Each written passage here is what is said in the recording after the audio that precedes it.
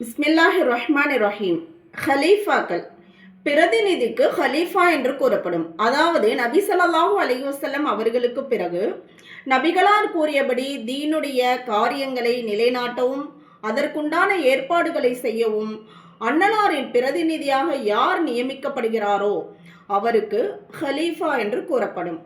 ஹலீஃபாக்கள் 4 பேர் உள்ளனர். ஒன்று ஹஸ்ரத் அபூபக்கர் சித்திக் ரலியல்லாஹு அன்ஹு, ஹஸ்ரத் உமர் ரலியல்லாஹு அன்ஹு, ஹஸ்ரத் உஸ்மான் ரலியல்லாஹு அன்ஹு, ஹஸ்ரத் அலி ரலியல்லாஹு அன்ஹு.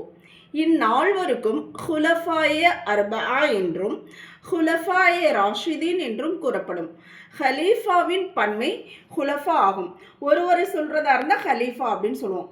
2-3 நபர்களை சேர்த்து மொத்தமாக சொல்றதா இருந்தால் தான் ஹுலஃபா அப்படின்னு சொல்லப்படுது. சஹாபாக்களிலேயே மிக உயர்ந்த அந்தஸ்துடையவர்கள் ஹுலஃபாயே ராசிதீன்கள் தான்.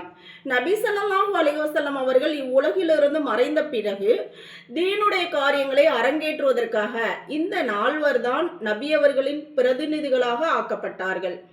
இந்த 4 அன்னலார் காட்டிய வழிமுறைப்படி ஹிலாஃபத் பொறுப்புகளை நிறைவேற்றினார்கள். ஹிலாஃபத்னா ஆட்சி. இவர்கள் ஞானத்திலும் நற்காரியங்கள் செய்வதிலும் பேணுதலாக நடப்பதிலும் இரையச்சம் மற்றும் நற்குணத்துடன் நடப்பதிலும் அன்னலாரின் முன்மாதிரிகளாக திகழ்ந்தனர்.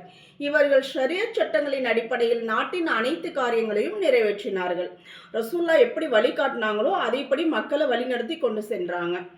மேலும் அல்லாஹ்வின் வேதமான குர்ஆனையும் நபி ஸல்லல்லாஹு அலைஹி வஸல்லம் அவர்களின் சுன்னத்துக்களையும் மக்களுக்கு போதனை செய்தார்கள். இஸ்லாமிய சட்டங்களை அடுத்தடுத்த நாடுகளிலும் பரப்பினார்கள். இவர்கள் சுயமாக தீனில் எவ்வித மாற்றங்களையும் ஏற்படுத்தவே இல்லை. மேலும் ஷரியத் சட்டங்களை விட்டு அகன்று எந்த புது சட்டங்களையும் உண்டு பண்ணவில்லை. ரசூல்லா எப்படி சொல்லிவிட்டு போனாங்களோ அப்படிதான் அவங்க வழி நடத்தினாங்க.